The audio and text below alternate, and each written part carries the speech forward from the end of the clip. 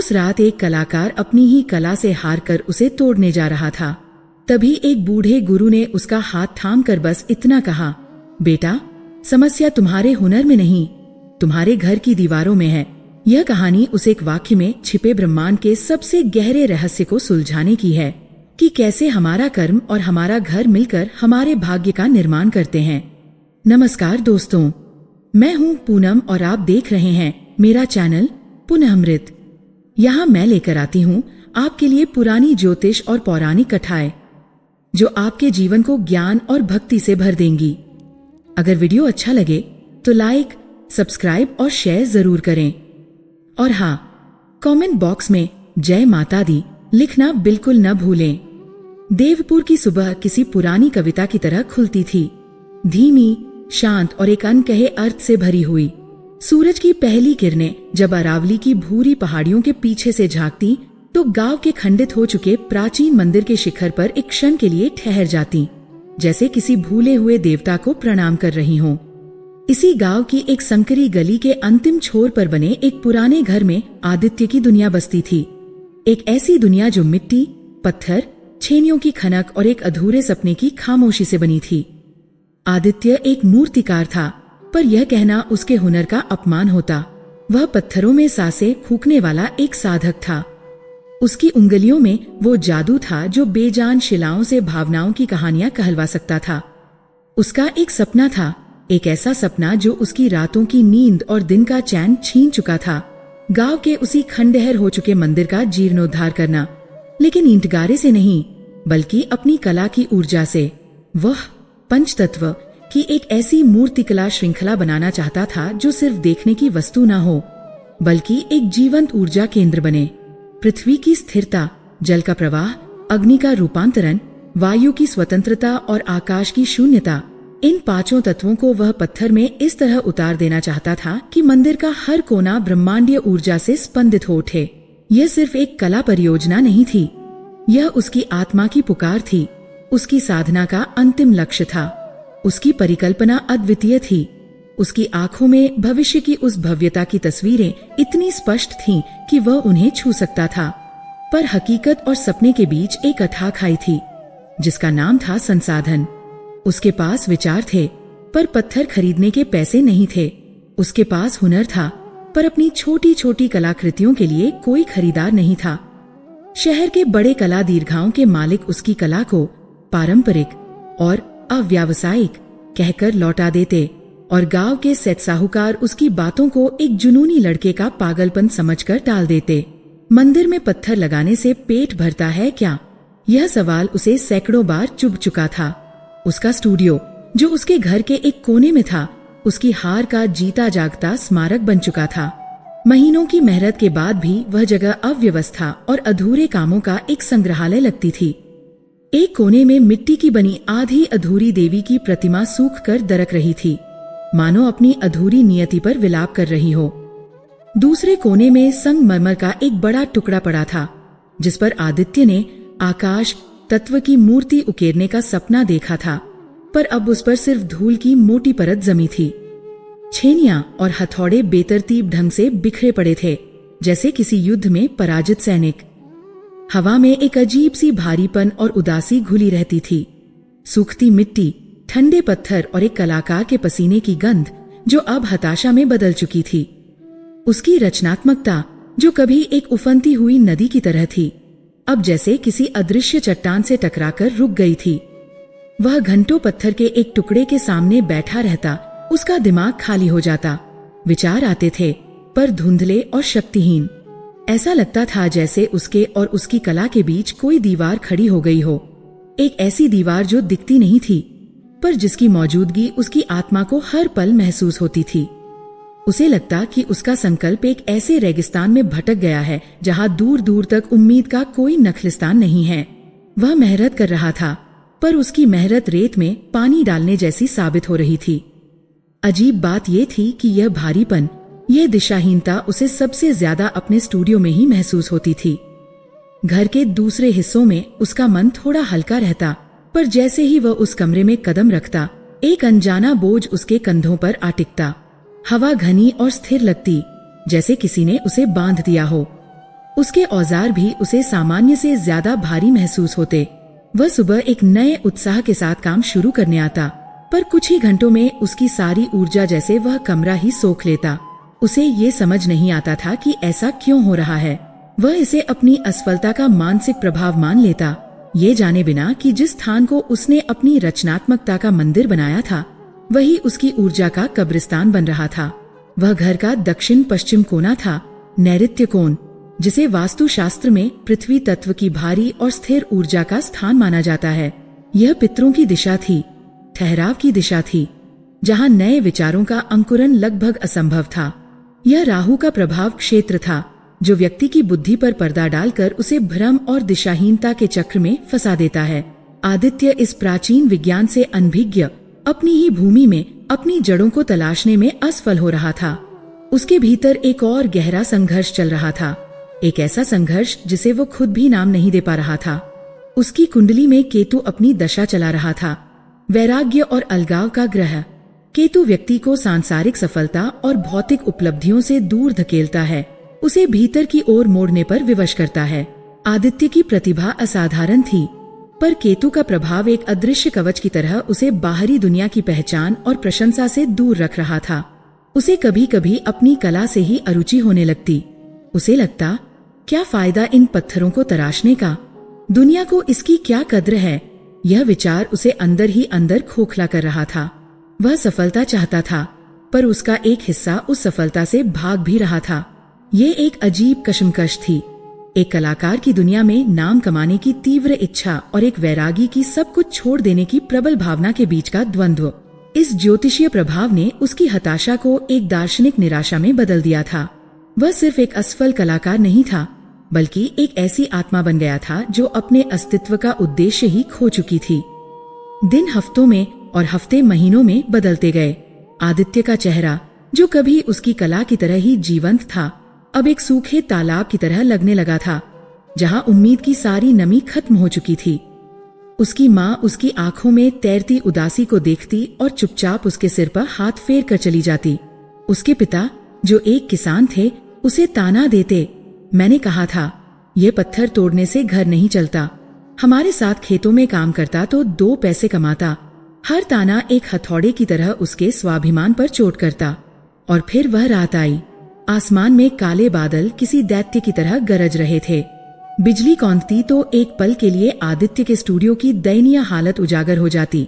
अधूरी मूर्तियां परछाइयों में और भी भयावह लगती। बाहर मूसलाधार बारिश हो रही थी, जैसे प्रकृति भी आदित्य के भीतर के तूफान के साथ रो रही हो।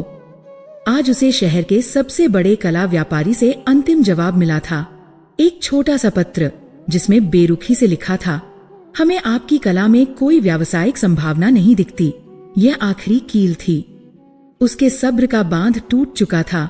उसकी आंखें जल रही थीं, नसों में खून नहीं, लावा बह रहा था। वह उठा और अपनी उस सबसे प्रिय अधूरी मूर्ति के सामने जाकर खड़ा हो गया, जिसे वह आकाश का रूप देना चाहता था। यह संगमरमर का एक अनगर टुकड़ा था, जिसमें से उसने सिर्फ एक हाथ उकेरा था। एक ऐसा हाथ जो कुछ पाने के लिए नहीं, बल्कि सब कुछ शून्य में विलीन करने के लिए उठा हो। यह मूर्ति उसके सपने का सार थी, उसकी सबसे बड़ी महत्वाकांक्षा। आज वही उसे अपनी सबसे बड़ी भूल लग रही थी। सब झूठ है, सब धोखा है, वह फुसफुसाया। उसकी आवाज बारिश के शोर में खो गई। यह कला, यह सपना, ये सब एक रेगिस्तान है, और मैं एक मूर्ख जो इसमें नखलिस्तान ढूंढ रहा था। उसकी नजर एक भारी हथौड़े पर पड़ी, वही हथौड़ा जिससे वह पत्थरों को आकार देता था। आज वह उसी से अपने सपने को चकनाचूर कर देना चाहता था। उसने कांपते हाथों से हथौड़ा उठाया। उसकी मांसपेशियां तन गईं, सांसें रुक गईं। उसने अपनी सारी हताशा, सारा क्रोध, सारा दर्द उस एक प्रहार में समेट लिया और हथौड़ा हवा में उठाया। एक क्षण के लिए बिजली चमकी और उस संगमरमर की मूर्ति पर पड़ी रोशनी ने उसे देवदूत की तरह चमका दिया। पर आदित्य की आंखों में सिर्फ अंधेरा था। जैसे ही हथौड़ा मूर्ति को छूने वाला था, स्टूडियो का पुराना चरमराता हुआ दरवाजा एक झटके से खुला और ठंडी हवा का एक झोंका अंदर आया। एक शांत, स्थिर आवाज ने उस तूफानी क्षण को चीर दिया। ठहरो। आदित्य का हाथ हवा में ही रुक गया। उसने पलट कर देखा। दरवाजे पर मंदिर के पुराने पुजारी गुरु ज्ञानदेव खड़े थे। उनके सफेद बाल और दाढ़ी बारिश की बूंदों से भीगे हुए थे, पर उनकी आंखों में एक अद्भुत शांति और तेज था। वे धीरे धीरे चलकर अंदर आए। उनके पैरों की आहट भी उस शोर में स्पष्ट सुनाई दे रही थी। वे आदित्य के पास आकर खड़े हो गए और उन्होंने धीरे से उसका वह हाथ पकड़ लिया जिसमें उसने हथौड़ा थाम रखा था। उनका स्पर्श शीतल था, जैसे किसी ने धधकते अंगारे पर चंदन का लेप कर दिया हो। गुरु ज्ञानदेव ने उस अधूरी मूर्ति को नहीं देखा। उन्होंने आदित्य की आंखों में झांका, उन आंखों में जहां एक पूरा रेगिस्तान बसा हुआ था, सूखा, बंजर और वीरान। उन्होंने आदित्य के भीतर की उस भूमि को देखा जहां संकल्प के बीज तो थे, पर उन्हें पोषण देने वाली नमी नहीं थी।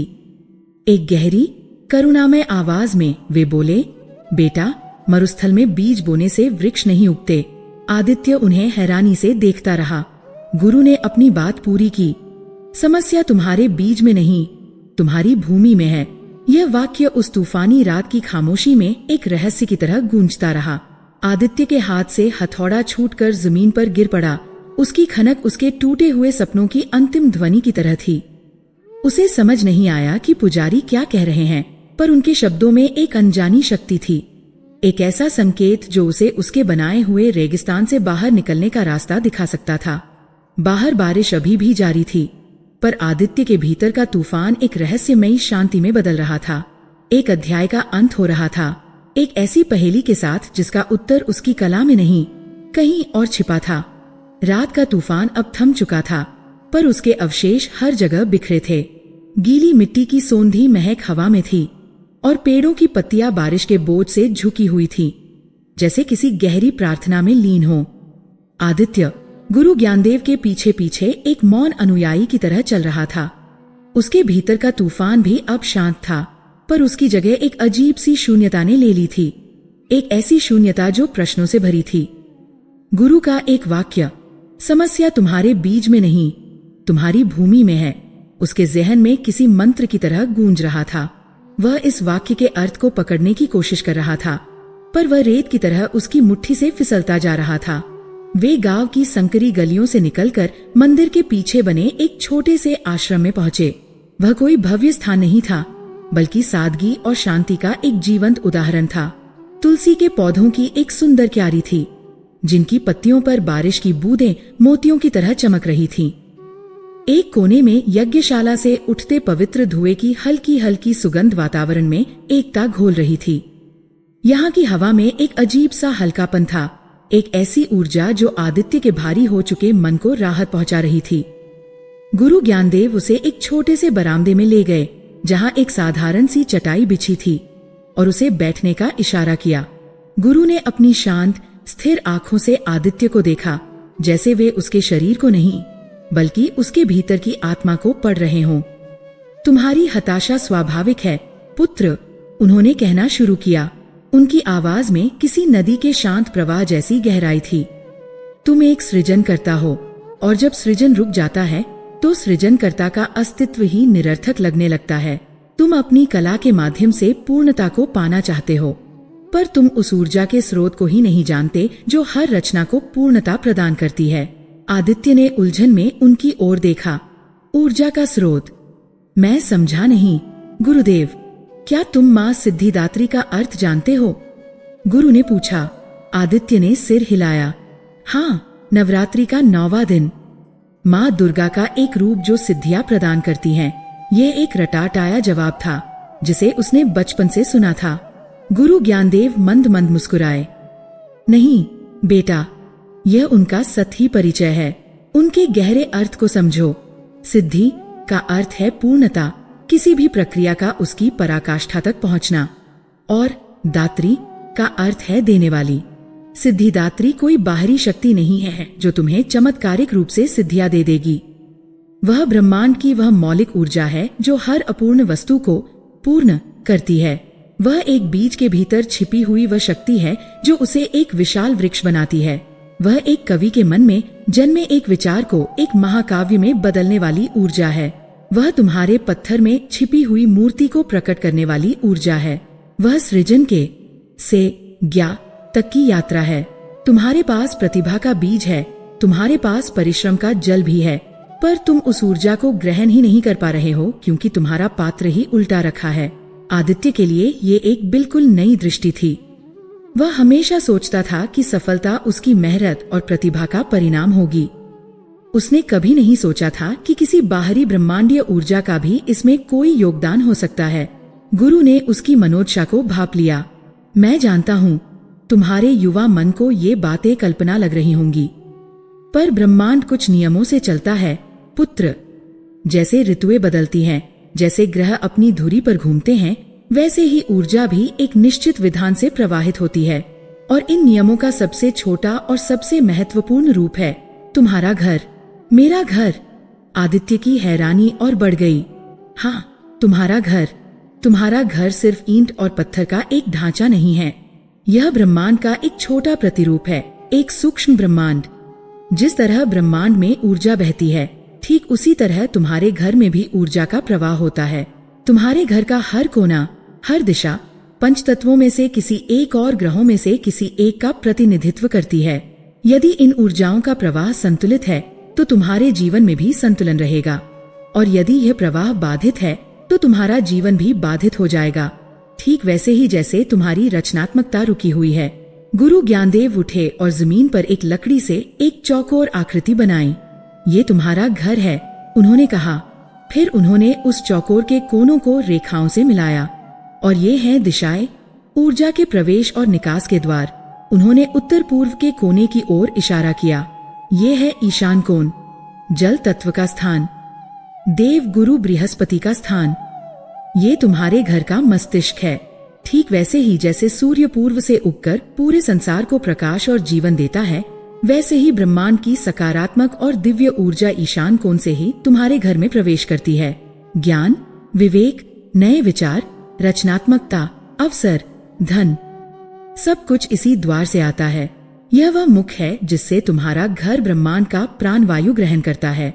गुरुदेव एक पल के लिए रुके और फिर उन्होंने आदित्य से सीधे आंखों में आंखें डालकर पूछा, पुत्र, मुझे बताओ, तुमने अपने घर के इस सबसे पवित्र स्थान पर क्या रखा है?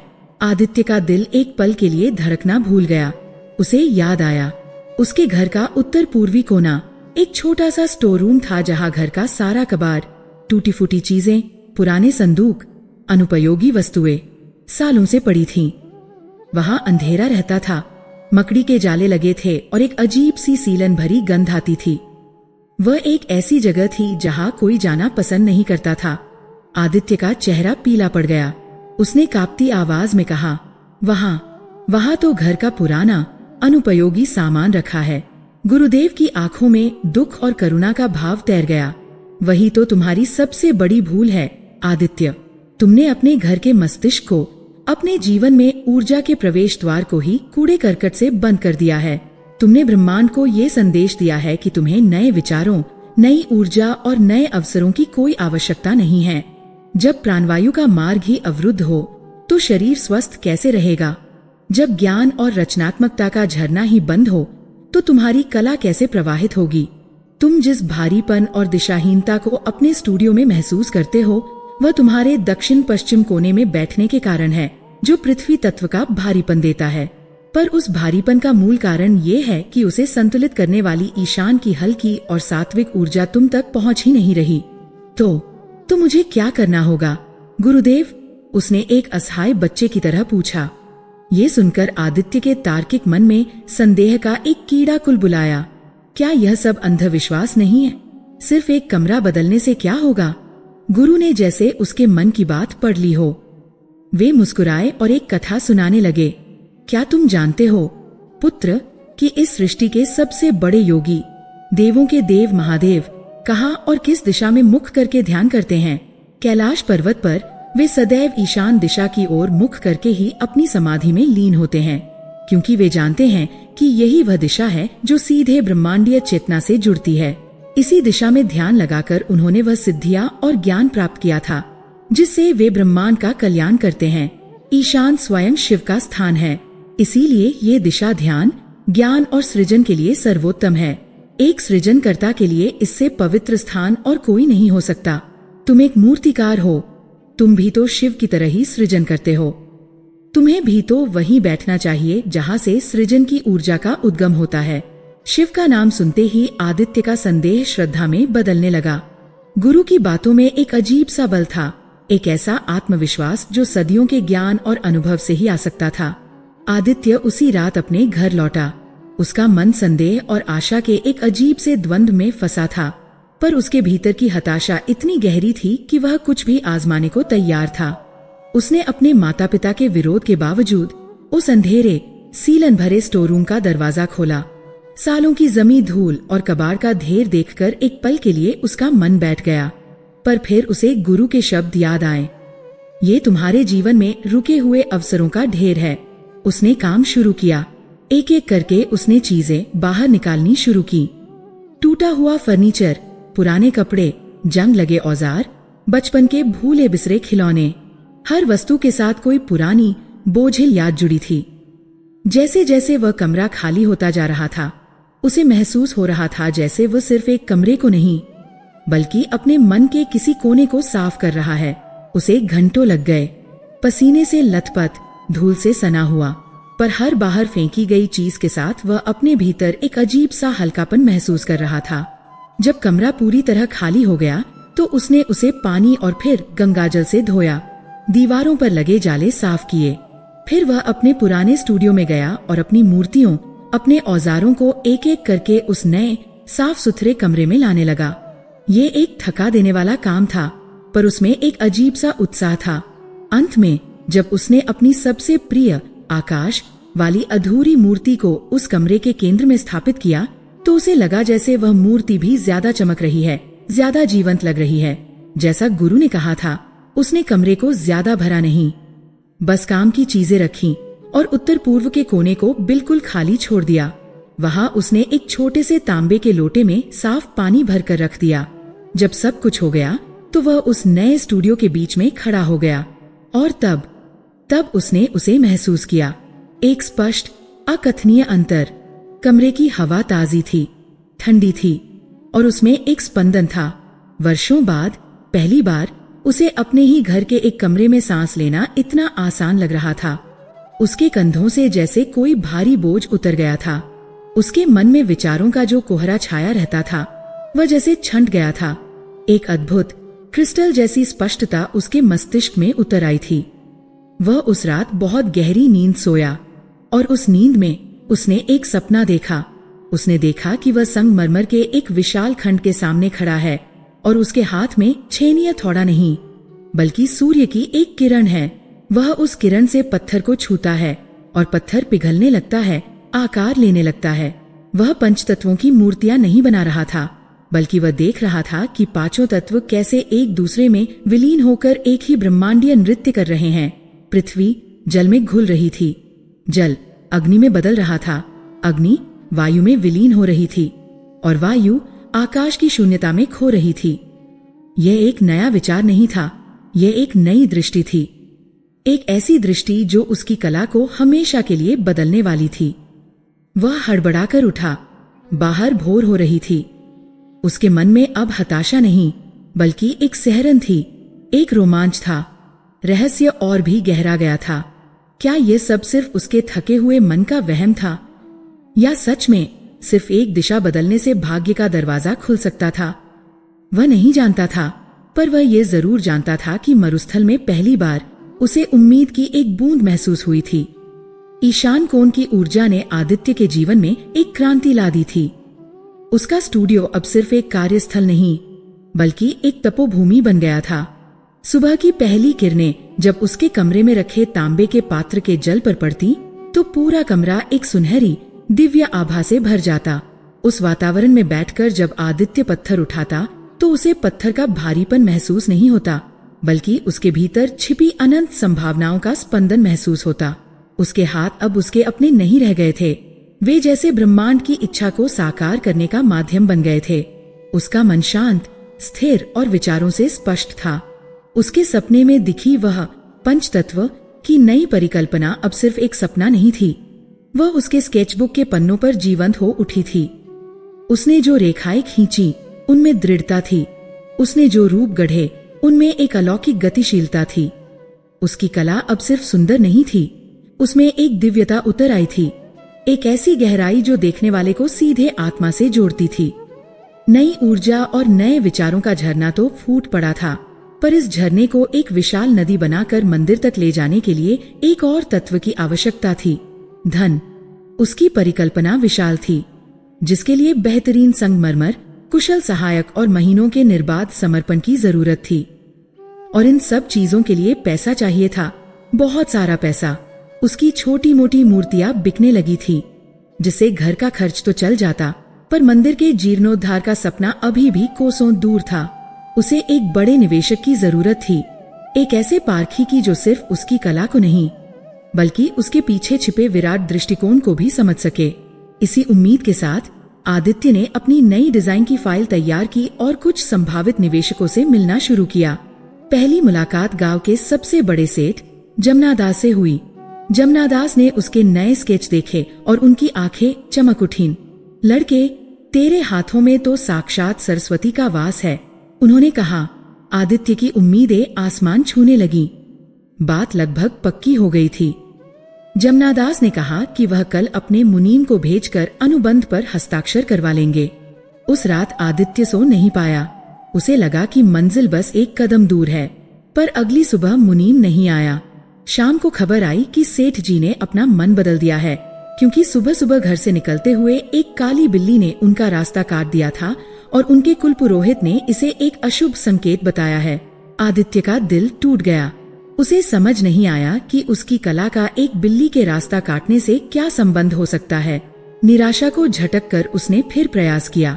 इस बार वह शहर गया और एक प्रसिद्ध कला समीक्षक मिस्टर देसाई से मिला, जो अमीर उद्योगपतियों के लिए कलाकृतियां खरीदने का काम करते थे। मिस्टर देसाई ने उसके काम को देखा तो देखते ही रह गए।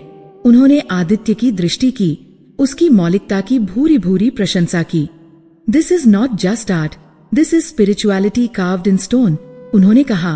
उन्होंने वादा किया कि वह अपने एक ग्राहक, जो एक बड़े उद्योगपति थे, को इस परियोजना में निवेश करने के लिए मना लेंगे। बैठकें हुई, योजनाएं बनी, बजट तैयार हुआ। सब कुछ सही दिशा में जा रहा था।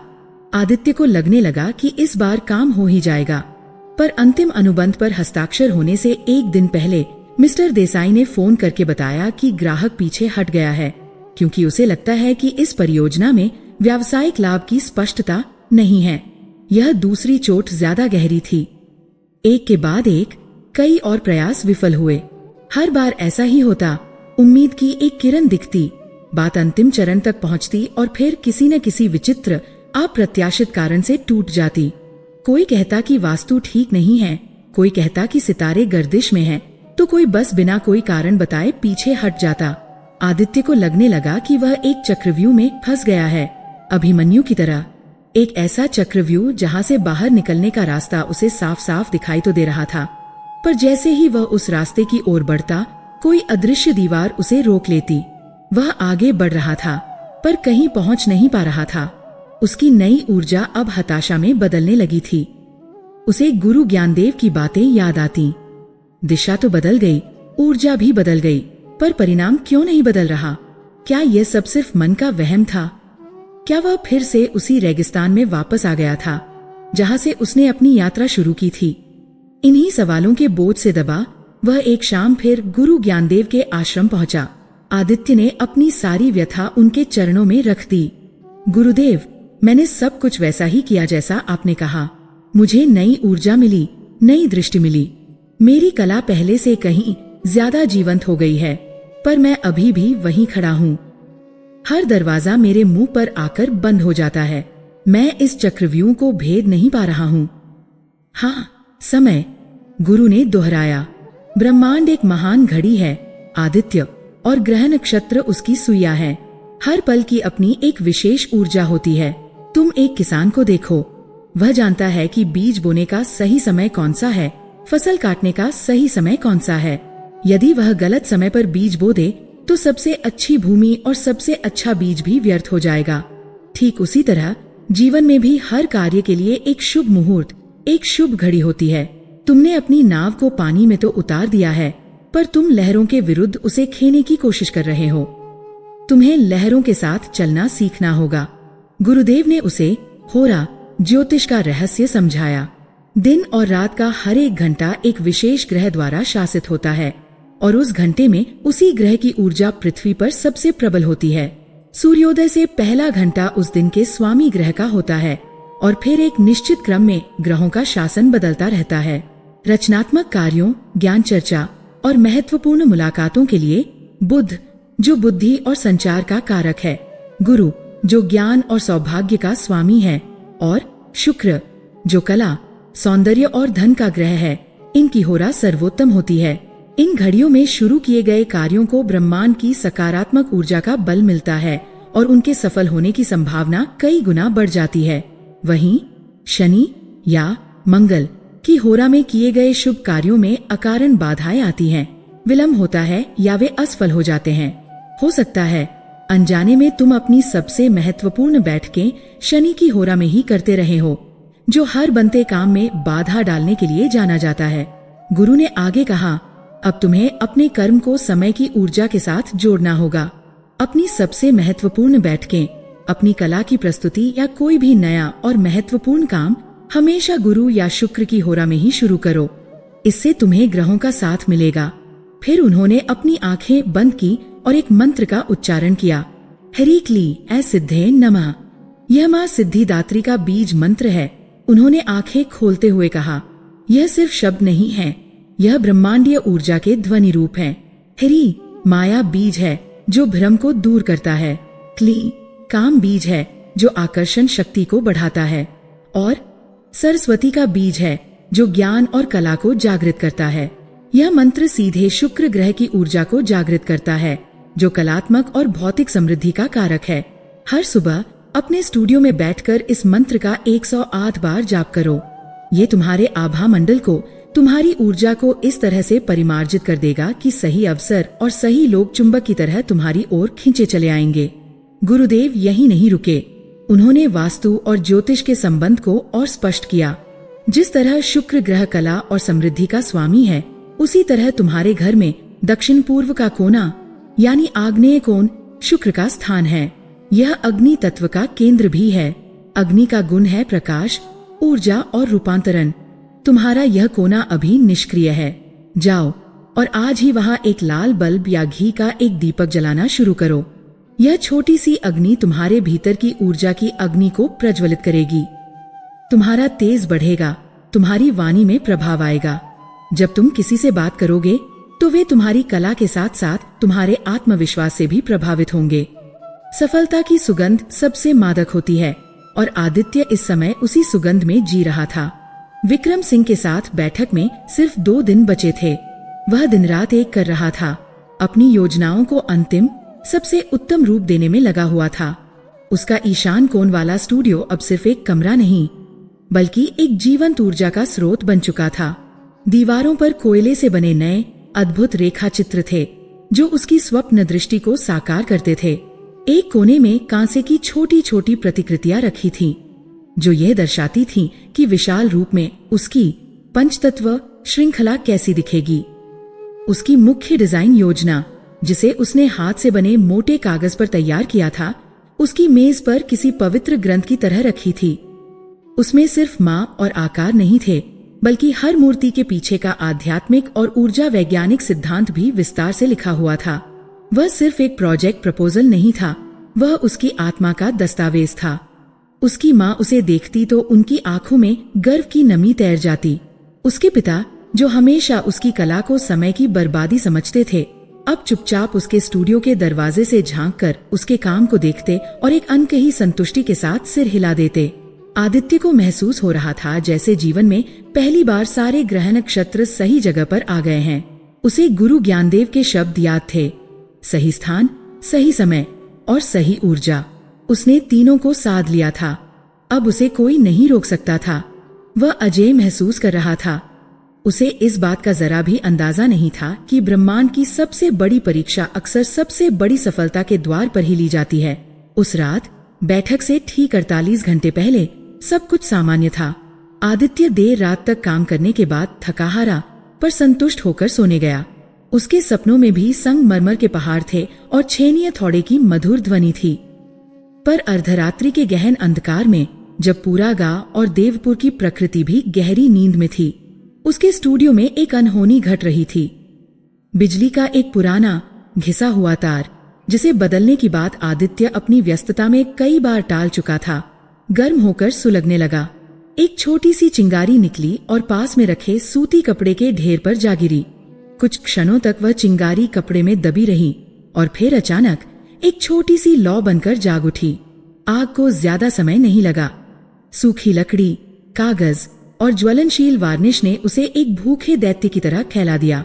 सबसे पहले आग ने आदित्य की मेज को अपनी चपेट में लिया और देखते ही देखते उसकी आत्मा का दस्तावेज, उसकी मुख्य डिजाइन योजना एक नारंगी काली राख के ढेर में बदल गई। लपटें ऊंची उठीन और दीवारों पर लगे रेखा चित्रों को चाट गई, उन्हें धुएं के बादलों में विलीन कर दिया। कांसे की प्रतिकृतियां गर्मी से तड़कने लगी। वायु तत्व का प्रतीक, एक पंख की नाजुक प्रतिकृति, चटक कर 2 टुकड़ों में टूट गई। जल तत्व की लहरदार आकृति गर्मी से पिघलकर बेडौल हो गई। धुएं की तीखी गंध जब आदित्य के नथुनों में घुसी तो वह हड़बड़ा कर उठा। दरवाजे के नीचे से आती नारंगी रोशनी और चटकने की आवाजों ने उसके दिल को बर्फ की तरह ठंडा कर दिया। नहीं, वह चीखा और अपने स्टूडियो की ओर भागा। दरवाजा खोलते ही आग और धुएं के एक गर्म बवंडर ने उसका स्वागत किया। उसकी दुनिया, उसका सपना, उसका भविष्य, सब कुछ उसकी आंखों के सामने जल रहा था। उसने और उसके पिता ने मिलकर जैसे तैसे पानी डालकर आग बुझाई, पर तब तक बहुत देर हो चुकी थी। जब भोर की पहली किरण ने उस तबाह हो चुके कमरे में प्रवेश किया तो वह किसी युद्ध के मैदान जैसा लग रहा था। हवा में जली हुई लकड़ी, जले हुए कागज और टूटे हुए सपनों की एक असहनीय गंध थी। हर तरफ कालिक और राख थी। आदित्य उसके बीच में घुटनों के बल बैठ गया। उसकी नजर अपनी मेज पर गई, जहां कल शाम तक उसकी जिंदगी की सबसे बड़ी उम्मीद रखी थी, और अब वहां सिर्फ एक काला बेजान ढेर था। उसकी नई मूर्तियां खंडित पड़ी थीं, जैसे वे भी इस आघात से टूट गई हों। उसका शरीर सुन्न था, उसका दिमाग खाली था।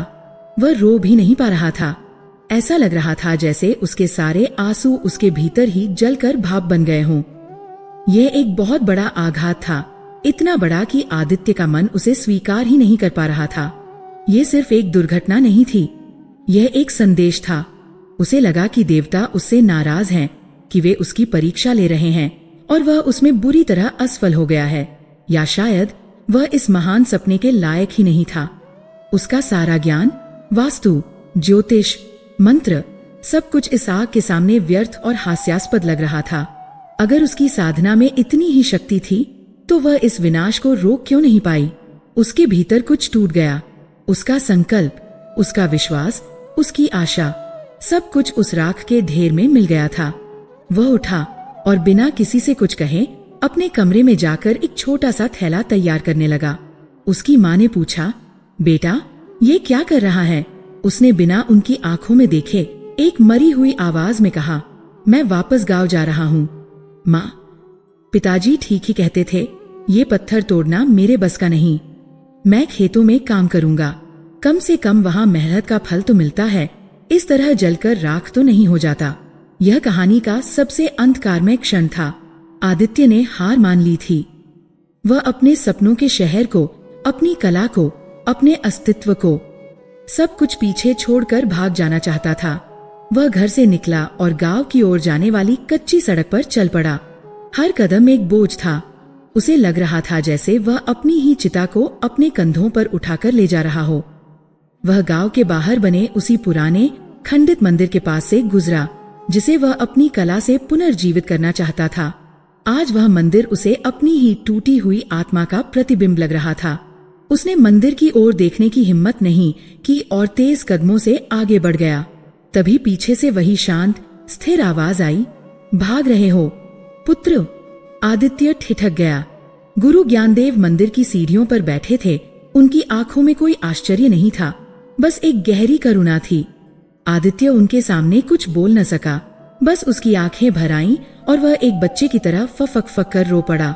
गुरुदेव ने उसे अपने पास बिठाया। उन्होंने उसके सिर पर हाथ फेरा। जो हुआ वह बहुत बुरा हुआ।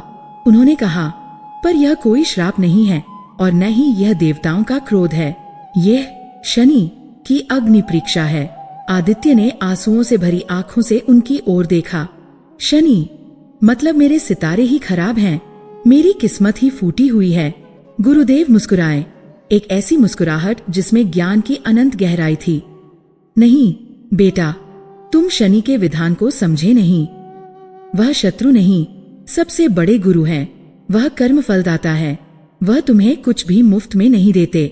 वह बड़ी सफलता देने से पहले साधक के धैर्य, विश्वास और संकल्प की अंतिम और सबसे कठिन परीक्षा लेते हैं। वह ये देखना चाहते हैं कि तुम्हारा संकल्प केवल सुविधा और अच्छे समय का साथी है या तुम प्रतिकूल परिस्थितियों की आग में भी सोने की तरह तपकर टिक सकते हो। ज्योतिष का ये गहरा नियम है पुत्र कि जब भी किसी व्यक्ति को जीवन में कोई अभूतपूर्व सफलता मिलने वाली होती है तो शनि ठीक उससे पहले एक ऐसी बड़ी बाधा उत्पन्न करते हैं जो व्यक्ति की नींव को हिलाकर रख देती है। ऐसा वह उसे दंड देने के लिए नहीं बल्कि उसका अहंकार तोड़ने के लिए करते हैं ताकि वह उस बड़ी सफलता को संभालने के योग्य बन सके। कच्चा घड़ा ज्यादा पानी का भार नहीं सह सकता।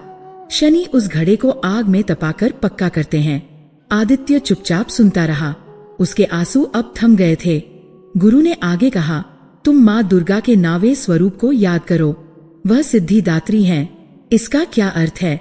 इसका अर्थ है 8 सिद्धियों, अनिमा, महिमा, गरिमा जैसी शक्तियों को प्राप्त करने के बाद, उन सब को पार करने के बाद जो अंतिम सिद्धि मिलती है वह है आत्मज्ञान।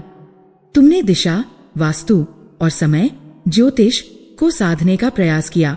ये बहुत अच्छी बात है, पर सबसे बड़ी और सबसे कठिन साधना तो अभी बाकी है पुत्र, अपने मन को साधना। जब तक तुम्हारा मन तुम्हारे वश में नहीं है तब तक बाहरी ज्ञान तुम्हारी मदद नहीं कर सकता। एक छोटी सी आग ने तुम्हारे मन के धैर्य और विश्वास को जलाकर राख कर दिया। ये आग तुम्हारे स्टूडियो में नहीं, तुम्हारे भीतर लगी थी। पर अब मैं क्या करूं गुरुदेव? आदित्य ने हताश स्वर में पूछा। सब कुछ खत्म हो गया। मेरे पास विक्रम सिंह को दिखाने के लिए कुछ भी नहीं है। गलत, गुरु ने दृढ़ता से कहा। अब कोई बाहरी उपाय काम नहीं करेगा। तांबे का पात्र या लाल बल्ब अब तुम्हारी मदद नहीं कर सकते। अब उपाय भीतर से आएगा। वह उठे और आदित्य का हाथ पकड़कर उसे वापस उसके तबाह हो चुके स्टूडियो में ले गए। इन टूटे हुए टुकड़ों को देखो, उन्होंने एक खंडित मूर्ति की ओर इशारा करते हुए कहा। यह अंत नहीं है, यह एक अवसर है। फिर उन्होंने उसे देवताओं के महान शिल्पी भगवान विश्वकर्मा की कथा सुनाई। एक बार देवताओं और असुरों के युद्ध में देवताओं के कई दिव्य अस्त्र शस्त्र खंडित हो गए। देवता निराश हो गए। तब भगवान विश्वकर्मा ने उन सभी टूटे हुए अस्त्रों के टुकड़ों को इकट्ठा किया, उन्हें अपनी योग अग्नि में गलाया और उससे एक नया, पहले से कहीं ज्यादा शक्तिशाली अस्त्र वज्र बनाया, जिसे उन्होंने देवराज इंद्र को दिया। विश्वकर्मा ने हमें सिखाया कि एक सच्चा शिल्पी वह नहीं जो सिर्फ नई चीजों से सृजन करता है, बल्कि वह है जो खंडित हुई, टूटी हुई, व्यर्थ हो चुकी चीजों से भी अद्भुत और श्रेष्ठ रचना कर सकता है। विनाश में ही सृजन का बीज छिपा होता है। आदित्य, इस राख में अपनी कमजोरी नहीं, अपनी सबसे बड़ी और अनूठी ताकत खोजो। यह कहकर गुरु ज्ञानदेव वहां से चले गए और आदित्य को उस राख, उस अंधकार और उन टूटे हुए टुकड़ों के साथ अकेला छोड़ गए। आदित्य रात भर वहीं बैठा रहा। उसका मन शांत था। वह न तो रो रहा था, न ही निराश था। वह बस देख रहा था। उसने एक टूटे हुए मूर्ति के टुकड़े को उठाया। वह उसे घुमा फिराकर देखने लगा। पहले जिस कोण को वह देख नहीं पाया था, टूटने के बाद वह कोण उजागर हो गया था और उसमें उसे एक नई, ज्यादा गतिशील भंगिमा दिखाई दी। उसने राख के ढेर को कुरेदा। उसे अपनी जली हुई डिजाइन योजना का एक अधजला कोना मिला। उस पर एक रेखा अधूरी बनी थी। उस अधूरी रेखा को देखकर अचानक उसके दिमाग में बिजली कौंधी। उसे एहसास हुआ, एक गहरा, स्पष्ट और चौंकाने वाला एहसास। जो डिजाइन जल गई वह उत्तम नहीं थी, उसमें कुछ कमी थी। वह कलात्मक रूप से सुंदर थी, पर उसमें वह आध्यात्मिक ऊर्जा, वह ब्रह्मांडीय स्पंदन नहीं था जो वह वास्तव में चाहता था। वह डिजाइन उसके अहंकार की रचना थी। मैं एक महान मूर्तिकार हूँ, मैं एक ऊर्जा केंद्र बनाऊंगा। इस आग ने उसके मैं को जलाकर राख कर दिया था। इस दुर्घटना ने, इस विनाश ने उसे एक बेहतर, एक अधिक शक्तिशाली, एक अधिक सच्ची और ऊर्जावान डिजाइन बनाने का अवसर दिया था। एक ऐसी डिजाइन जो उसके अहंकार से नहीं, उसकी आत्मा की गहराई से निकलेगी। अचानक उसकी आंखों में एक नई तीव्र चमक आई, जैसे घने काले बादलों के बीच बिजली कौंध गई हो। उसके भीतर का सारा डर, सारी हताशा संकल्प की एक प्रचंड अग्नि में बदल गई। वह अब पीड़ित नहीं था, वह एक योद्धा था। उसने राख से सने हाथों से पास पड़ा कोयले का एक टुकड़ा उठाया। उसने स्टूडियो की एक साफ बची दीवार की ओर देखा। उसके हाथ कांप नहीं रहे थे, उनमें एक नई स्थिरता थी। और उसने उस दीवार पर एक नई लकीर खींची, एक ऐसी लकीर जिसमें विनाश का दर्द भी था और सृजन का संकल्प भी। चक्रव्यूह का अंतिम और सबसे कठिन द्वार टूट चुका था। यह अग्नि परीक्षा का अंत था और एक नए सच्चे कलाकार का जन्म था। राख और अंधकार के बीच आदित्य की चेतना में एक नए ब्रह्मांड का जन्म हो रहा था। उसके हाथ में कोयले का टुकड़ा था और सामने दीवार एक कैनवास थी। रात के गहनतम प्रहर में, जब दुनिया सो रही थी, आदित्य अपने जीवन का सबसे महत्वपूर्ण सृजन कर रहा था। वह सिर्फ रेखाएं नहीं खींच रहा था, वह अपनी आत्मा के रक्त से अपने संकल्प की कहानी लिख रहा था। शनि की अग्नि परीक्षा ने उसके अहंकार को जलाकर राख कर दिया था और उस राख से अब एक ऐसा कलाकार जन्म ले रहा था जो प्रतिभा से नहीं, प्रज्ञा से सृजन करता था। भोर हुई।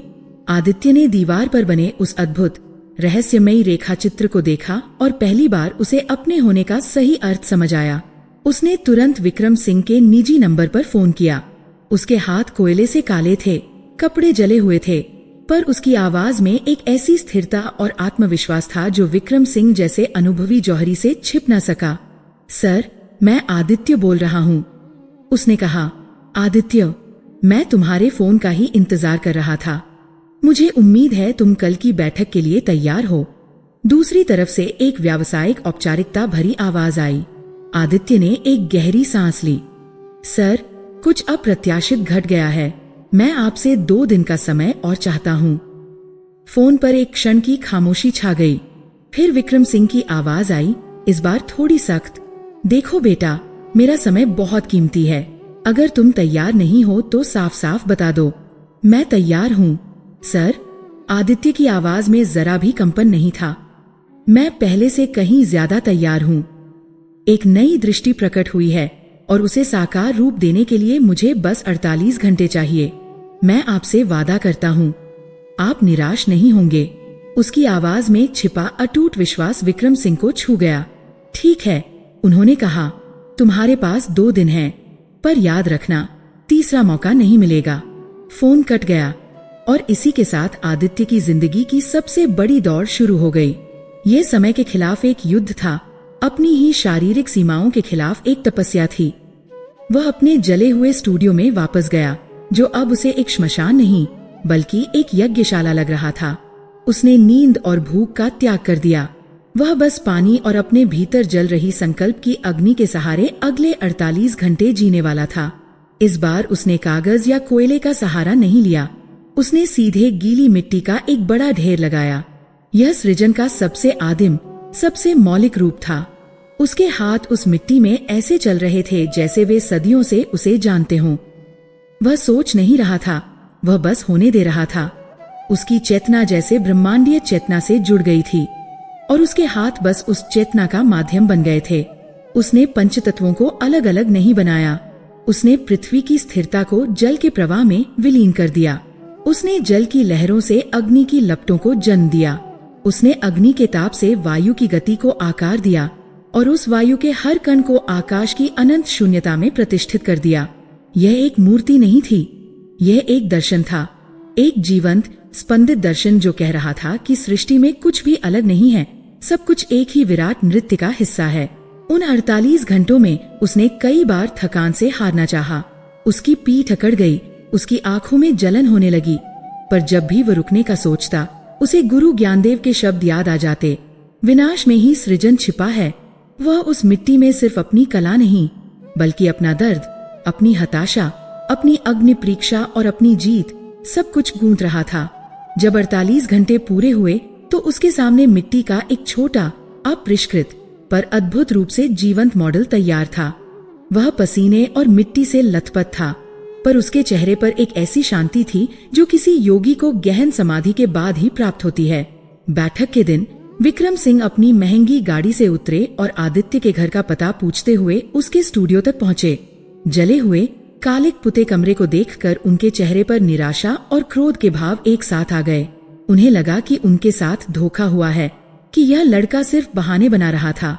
यह सब क्या है आदित्य? उन्होंने कठोर स्वर में पूछा। आदित्य ने कुछ नहीं कहा। वह बस एक तरफ हट गया और उस मिट्टी के मॉडल पर से गीला कपड़ा हटा दिया।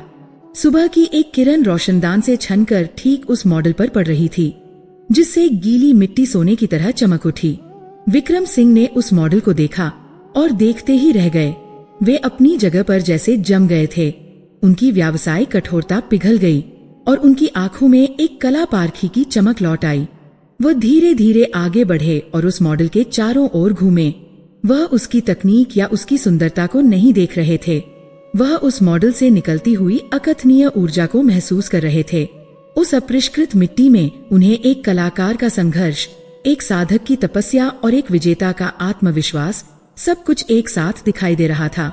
काफी देर की खामोशी के बाद उन्होंने अपनी आंखें उठाईं और आदित्य को देखा।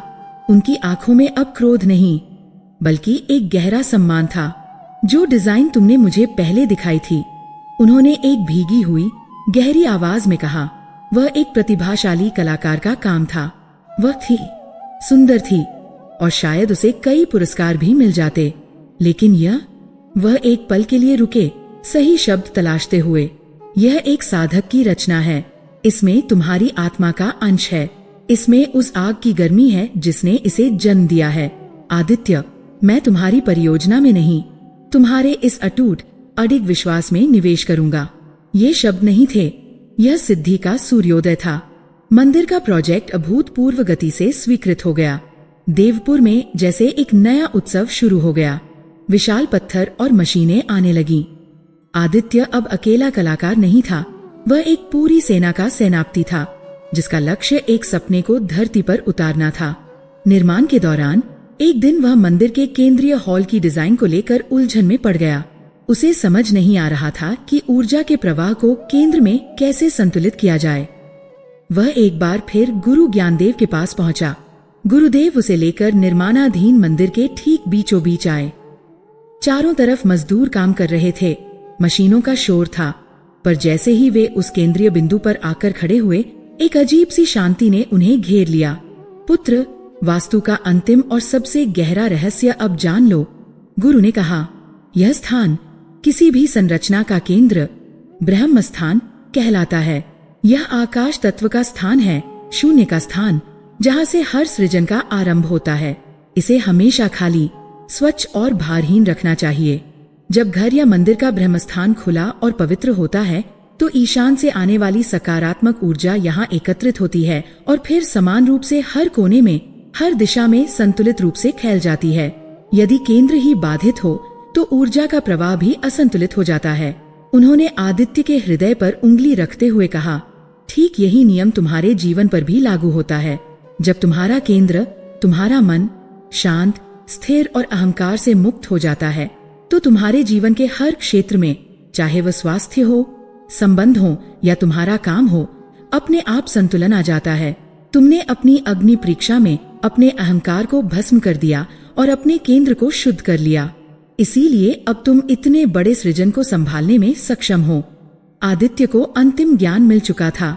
उसने मंदिर के केंद्र में किसी भी मूर्ति या स्तंभ की जगह एक सुंदर खुला हुआ मंडप डिजाइन किया, जिसके ठीक ऊपर एक विशाल रोशनदान था, ताकि आकाश का प्रकाश सीधे ब्रह्मस्थान पर पड़ सके। वर्षों बीत गए। देवपुर का खंडित मंदिर अब अतीत की बात थी। उसकी जगह अब एक भव्य, जीवंत और ऊर्जा से स्पंदित कला तीर्थ खड़ा था। पंच तत्वों की मूर्तियां सिर्फ पत्थर की कलाकृतियां नहीं थी, वे ध्यान और शांति के जीवंत केंद्र बन गई थी। दूर दूर से लोग वहां आने लगे और उन्हें वहां एक अकथनीय शांति का अनुभव होता। कहानी के अंत में मंदिर के भव्य उद्घाटन समारोह के दिन आदित्य मुख्य मंच पर नहीं, बल्कि भीड़ में सबसे पीछे चुपचाप खड़ा था। उसकी आंखों में अपनी बनाई भव्य मूर्तियों के लिए गर्व नहीं था। वह तो उन हजारों लोगों के चेहरों को देख रहा था जो उसकी कला के सामने हाथ जोड़े खड़े थे। उन चेहरों पर शांति, आस्था और कृतज्ञता की एक ऐसी चमक थी जो दुनिया के किसी भी पुरस्कार से ज्यादा कीमती थी। उसे एहसास हुआ कि उसकी असली सिद्धि संगमरमर का यह मंदिर नहीं है। असली सिद्धि है वह यात्रा जिसमें उसने अपने आप को पाया। उसने सीखा कि धैर्य ही साधना की सबसे मजबूत नींव है।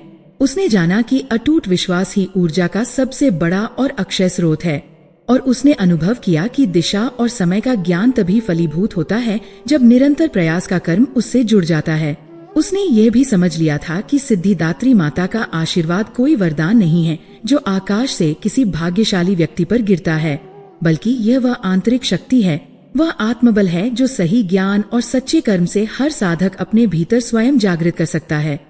तभी उसके कंधे पर एक जाना पहचाना शांत स्पर्श महसूस हुआ। गुरु ज्ञानदेव उसके बगल में आकर खड़े हो गए थे। उन्होंने भी मूर्तियों की ओर नहीं बल्कि लोगों के चेहरों की ओर देखा। तुमने केवल पत्थर नहीं तराशे पुत्र, उन्होंने एक गहरी स्नेहपूर्ण आवाज में कहा। तुमने अनगिनत लोगों के विश्वास को, उनकी आशा को और उनकी शांति को आकार दिया है। यही एक कलाकार की अंतिम और सच्ची सिद्धि है। मंदिर के शिखर पर लगे घंटे पहली बार बजे। उनकी पवित्र ध्वनि पूरे वातावरण में गूंज उठी, जैसे वह आदित्य की सिद्धि के सूर्योदय का पूरे ब्रह्मांड में ऐलान कर रही हो। एक ऐसा सूर्योदय जो सिर्फ उसके लिए नहीं बल्कि उन सभी के लिए था जिन्होंने अपनी आंखों में एक सपना और हृदय में अटूट विश्वास रखा था।